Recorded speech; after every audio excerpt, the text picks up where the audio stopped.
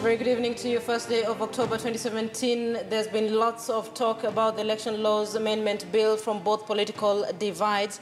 And as we speak, the Joint Parliamentary Committee tasked with hearing views of the public and all interested parties on the proposed changes to the election laws kicks off its public hearings Tuesday at County Hall. For those of you who've been following the different reactions from both Jubilee and NASA within the National Assembly, then you will know that these are amendments that have sort of divided that house right down the middle, so to speak. This is Crossfire. Thank you so much for joining us. So in studio, we have Isaac Mwaura, Jubilee-nominated Senator. Mheshimiwa, thank you so much for joining us on Crossfire. You're not a new face to this show. Yeah, Rosa Boyo, Kisumu Woman Rep, thank you, ma'am, for joining us this evening. Thank you, Linda.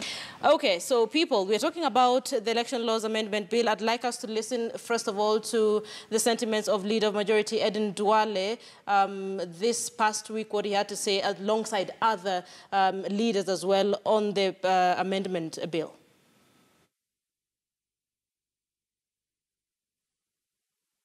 The temperatures. This bill will bring us together. This bill will give IBC exact thing, what happens to transmission. So Speaker, the problem we are in today, our economy is suffering. Our people are polarized. The country is divided. We are going to an election on the 26th. How do we bring our people together? We bring our people together by putting the right laws and making it very clear. That is what this bill is doing. So, Mr. Speaker, there is nothing mischievous. And do not say something which is not in this bill. There's no way the Leader Majority can come here, Mr. Speaker, to give a notice of motion to form an ad hoc committee, which is not yet in place, Mr. Speaker, and you go ahead to reduce the publication period from the 14 days to 1 day, Mr. Speaker. This is what we are seeing here. A parliamentary onslaught against forces of retrogression that are pushing us steadily to the dark Moi days. Pushing us steadily to the dark Moi days. There is nothing mischievous about this particular amendment. Mheshimiwa, let me begin with you. What are your thoughts about the Election Laws Amendment Bill? I think first and foremost, I would want to say that people need to understand what is being amended. Because there's a lot of misconception about what is in that bill. And there are only 4 issues. Number one is what would be the conduct of an election officer who refuses to, put details of a form correctly. Okay. In terms of signing, in terms of stamping, basically, and what have you. Any presiding officer and returning officer who knowingly fails to sign or fail completely results forms, submit incomplete forms, or change or falsify them will serve 5 years in jail without the option of a fine.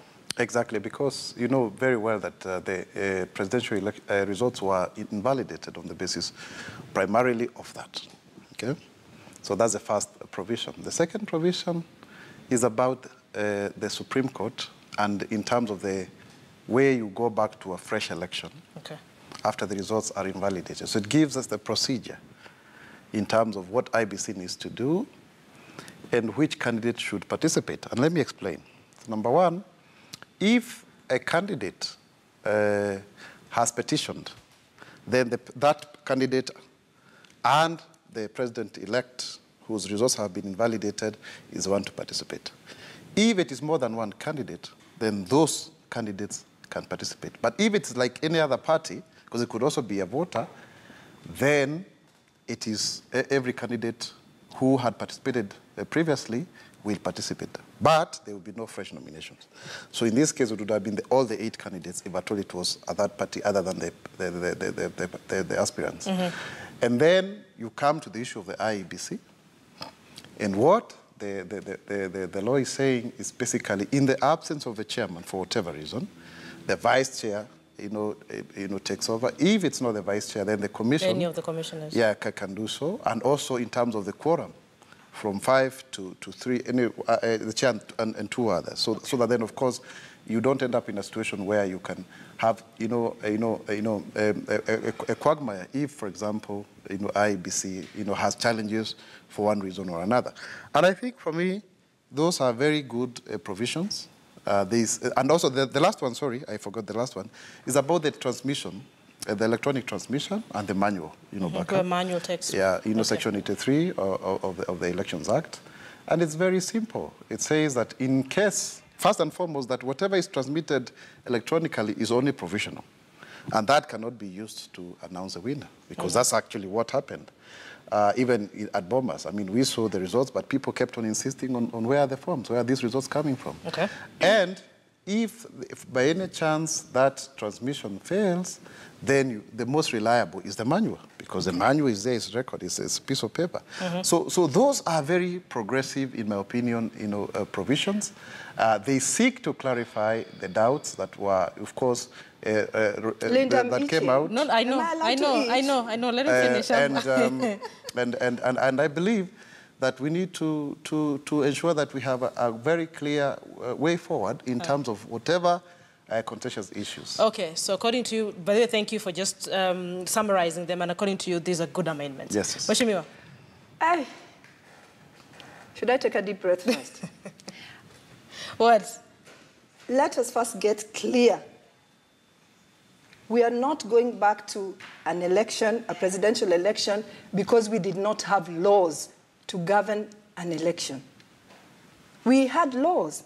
We had good, effective laws. And what the Supreme Court said was we did not follow those laws in conducting our election. So laws were there. So Jubilee has no business coming up with legislative reforms now, almost 3 weeks to an election. The reforms we were talking about as NASA are administrative.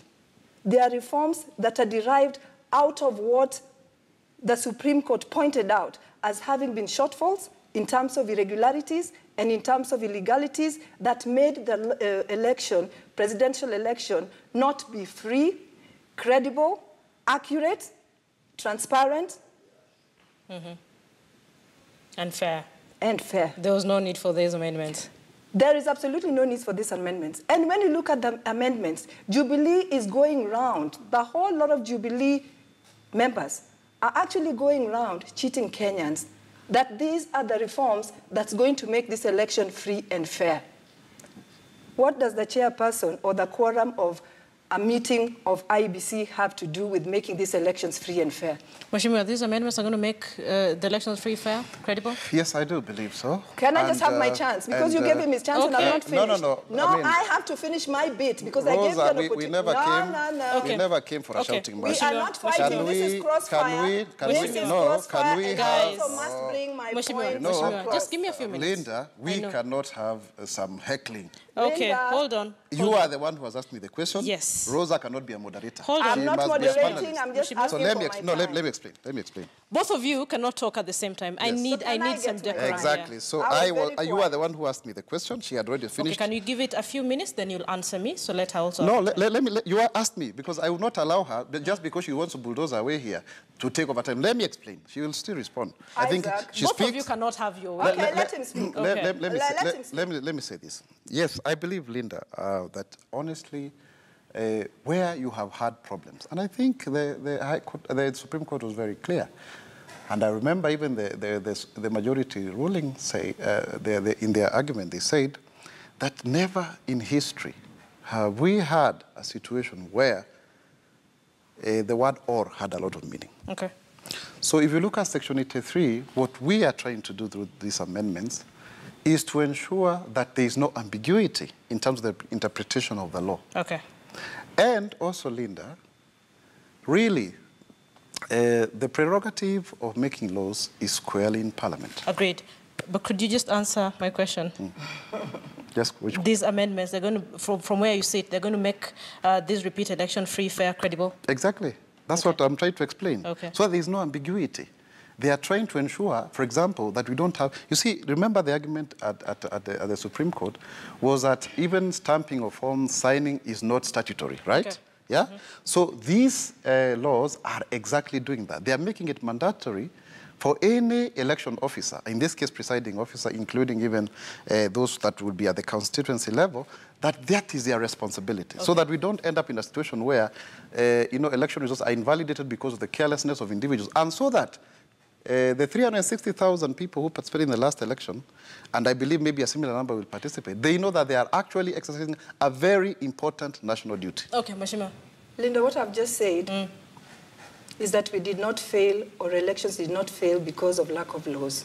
We have those laws, but those laws were not followed to the letter.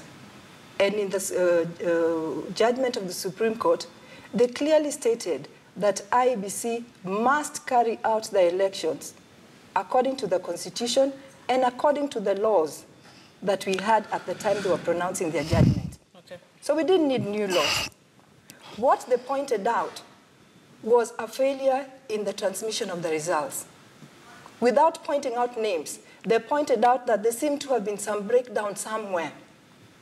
The forms that were used, they could not vouch that those were original forms because they also lacked security features like watermarks, etc. So they didn't have the confidence that those were the original forms that came out of the polling station, the so-called Form 34As. So how do you correct that if that was one of the reasons that the election was nullified? Not by stressing on quorum of the IEBC meeting. The way you organize or sort out that problem is you look at the supplier. What was the specifications given to the supplier? Did he supply to specification? And if he did not, and in this case, we want to assume that he did not, because some forms had features, others did not. So we want to assume that he did not supply to specification. So the answer to that is, then don't use the same supplier. Okay, but you do know Al Ghurair and the Saffron. This should have been the answer. So when we are talking about reforms to getting a free and fair election, these are the issues we should have tackled. And they're administrative, they are not legislative. So they also pointed out that the results were announced without Form 34As, or without Form 34As actually having been received. That does not call for you to look at the quorum of IEBC meeting or to look at the qualification of the chairman. That calls for you to take other reforms other than what the legislative reforms that Jubilee is trying to bring up. When, again, Jubilee comes up and talks about it is true that there is some of the returning officers did not sign the forms. So that part, and only that part, which is the last of the amendment that they are proposing, would be answering to some of the failures that we had that ended up having us nullify the election. So except for the last part, you're uncomfortable with the rest all of the amendments? Because, remember, just before elections sometime in January, we had reforms which was carried out by both parties, NASA and Jubilee. And those reforms actually brought Kenya to the level where we were now, our electoral system was going to introduce the electronic bit of it. And it was clearly stated that as you feed in the results, you also scan the Form 34A of the results you're keying in so that the Form 34A accompanies those results. But what happened is results were keyed in, Form 34As did not accompany results, and eventually the Form 34As that appeared were not of the same results that had been keyed in at the polling station. How do you sort that out? You don't sort it out by coming out to say that, yes, you can do the scanning, but we must have the manual results also. And in case there's a discrepancy between the scanned results and the manual, we will not look at the scanned results, we will go by the manual results. Remember that by the time we were introducing electronic reforms, it was to cure manipulation of forms and manipulation of results, where results are counted at polling station and then figures are changed. That is what it was supposed to cure. But when you take us back to saying that you can send results, you can scan, but when a few days after that, 2 days after that, a returning officer comes with what you are calling manual, it supersedes what was already there at the time that the results were sent. Where does that take us? Back to manipulation. No, I think I want to say this. The issues about reforms are germane because we want to have a situation where there is independent, unquestionable, unequivocal arbitration of the electoral process, Linda. And this will not happen if, for example, there is no certainty in relation to what exactly we need to look at in terms of what provides the final results. And you remember the argument at the Supreme Court was basically about the issue about the quantity and the quality. You see, the issue of the process and the numbers. Okay. It just boils down to that. Now, you don't want to start arguing around processes when there is no clear legal provision, because then that is subject to interpretation, is subject to conjecture. And so we want to have a regime where, for example, okay, a certain tambo didn't work somewhere, or somebody had to climb a tree to get the signal. Well, yes, that's okay. We all receive these things on our mobile phones. But if there is a dispute, if there is a discrepancy, what is the most reliable? The physical form. Just like the sanctity of the vote, Linda, is the ballot that you and I queue to vote. Whether you vote for Raila, whether you vote for Uhuru, but 15 million Kenyans voted. And that is the validity that we are looking at. So that you don't leave this to argumentations of individuals, which sometimes is influenced by certain, persuasions. I mean, Rosa has been a teacher before. There's what we call the halo effect. You want to make sure that by the end of the day, that there is something that is not disputable. Okay. That there is some, and that is why we already have in our statutes a provision in law that any election material must be preserved for 3 years. And that is why you even saw one Paul Muite asking that the ballot boxes be used for the next election, and the Supreme Court just as is a ballot box and election material. And the answer is yes. So we want to go back to that. So that even, for example, with this any form of contestation, there are physical forms, there is a physical vote, and there is no doubt about that. How do you cure this? Because for me, in my mind, I would imagine that the one thing we must state is all the Form 34As that we are going to use must have stipulated security marks. And if they don't, it should be discarded. But in their reforms or in the amendments they are bringing up, they are saying that an election cannot be nullified just because forms did not have security marks or did not appear to be original. So in other words, what they're saying is, you can have the returning officer writing results on any piece of paper. He comes with it and he says, any signature is there, these are the results. And you accept it, and you say that the election was free and fair. Okay. How do you verify that? Mheshimiwa, this is the concern because... So what they're trying to do, actually, is to take us back to the yesterday years, when we had elections and you could not go back and verify. You had elections and nothing was accurate because you were not confident about the forms that the results came in. This is the biggest difference between Jubilee and NASA. Okay. Jubilee does not care about this process. You need to hold on. You need and to hold without on for a while. A valid process and a credible process. You need to hold on for a while. What then happens? I need us to listen to some sentiments of Kiminini Member of Parliament Chris Wamalwa on these amendments and the concern, so to speak, whether or not they will change how the next election will be carried out. Could we listen into that a little bit? Mr. Speaker, the rule of thumb dictates that you cannot change the rules of a game during halftime, Mr. Speaker. This is because we know this ruling was done, yes, but for the interest of the big community of Kenya, the public, Mr. Speaker. And I want to relate, if you allow me, to relate the aspect of Supreme Court to this amendment of the elections law, if you allow me. The elections law, Mr. Speaker, we know very well, it is the primary statute that is used by the courts to make a determination. And in line with Article 140 of the Constitution, which talks about presidential petition, Mr. Speaker, when the matter goes to the Supreme Court, obviously, the Supreme Court will look at the Elections Act and the Election Offences Act. These are the primary statutes to be used. We know the earlier ruling was done based on those legislations. We know very well, Mr. Speaker, in terms of when you amend a law, obviously, you must come up with regulations. If at all we are going to bring an amendment, obviously it will force IBC to come up with a regulation for purposes of operationalizing that particular statute. And we don't have that time, Mr. Speaker. This is why we are reading ill motives from the side of the Jubilee. And I keep on saying, we don't have any other country. We must learn to live together as brothers, or we perish together as fools. I hope those laws will not change the framework we have put in place, because if they do so, then they'll put us in a very precarious situation. Because we have already set training manuals, we have already commenced procurement processes, and it will just take us backwards. Linda, I'm going to have a go first now. Okay. I mean, look at it this way. You know, this is so emotive for me because I've had an opportunity to work in a commission. That was the IIBRC, the Boundaries Review Commission. So I know what goes on in the commission. Okay.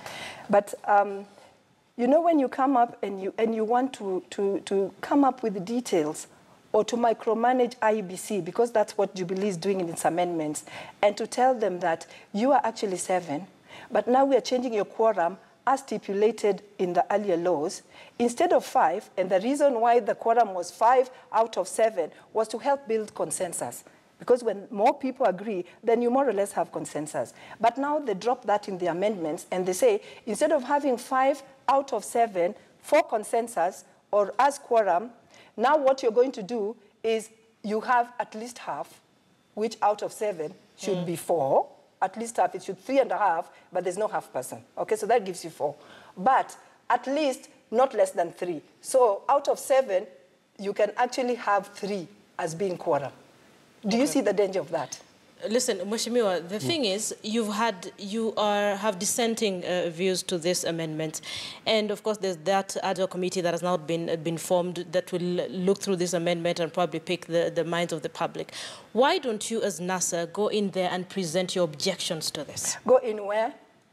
Go in where? Because where Wamalwa was speaking was actually in Parliament, and he gave the dissenting view. But because of tyranny of numbers, they ended up having their way. So go in where? But go into the public hearing or go in where? You know what it is? Yeah. Is for us, this law is highly unconstitutional because this is the supreme law of the land, the Constitution. And when you come up with anything that is not in line with the Constitution, you're actually wasting your time. So basically, your hands are tied. There's nothing NASA can do. Basically, as it is now, our hands are tied, but we know that the law basing itself, the law basing itself on the Constitution of this country, which is supreme, which supersedes all these legislative laws that they're coming up with, will not allow those amendments to go through. Okay. Mheshimiwa, the hands are tied. They have nowhere to go and air the grievances. This is basically tyranny of numbers. No, not quite. Because basically we are all in Parliament together. We have the quorum, aspects of being in, so that you can have a properly constituted plenary or committee. And of course, if you look at what Jubilee has done, we have given the names of our side of the team. The NASA side is still boycotting Parliament, but of course they come occasionally, they sign, they make contributions like the ones that Chris has, we have seen him making, but then of course they walk out. So to abdicate your role, based on the people who elected you and your political party, you cannot say that you don't have an opportunity. There's a difference between you and Mama Mboga on the streets. That Mama Mboga gave you a vote so that you can represent her in Parliament. And I think there is a very, you see, we say this, the majority have their way and the minority have their say. It has always been like that. So you make your argumentation. And sometimes I think I must give credit where it is due, that we are always, as parliamentarians across board, ready to be persuaded by the various argumentations. And I believe that all of us do have the best interests of the country at heart. Of course now, Linda, we are at a situation where we are both competing for power. When you talk about the timelines, and you look at what NASA is saying, what they are calling irreducible minimums. Irreducible minimums. For me, I call them, Linda, the reducible maximums. Because they are administrative bottlenecks that clearly, if they were to be acceded to, there will be no election. Okay. Because you have to go through the Procurement Act to get a new printer. But we never went through the Procurement Act. Can you kindly listen to what I'm saying? Because I did not interfere with you. What happened to single sourcing? I did not interfere with you, Rosa Bui. I never came here to heckle. Please listen to me. We are not heckling, we are discussing. Yes, so this is my time. Linda, this is my time. Please. You have 30 seconds, because I need to take a break. Please. We cannot, all of those, including flashing out people from their offices, people who have also been taken to court. If they have criminal culpability, Article 99 is very clear on how you are supposed to exhaust all means of appeal, even if you have been found culpable. And this is about social justice. So what I'm trying to say in short, we are where we are as a country. We cannot keep on talking about the Kriegler, recommendations, Linda, because even the IEBC, people went to the streets. We put in place a commission 7 months to elections. Okay. So it was misengineering to cause this. People, you're watching Crossfire. Thank you for staying with us. Allow me to take a break for maybe a minute or so. Then we can listen into what Deputy President William Ruto had to say about this particular amendment and NASA's flag bearer Raila Odinga as well. Then we can dig in a little bit to that meeting that failed to take place between IEBC, NASA and Jubilee.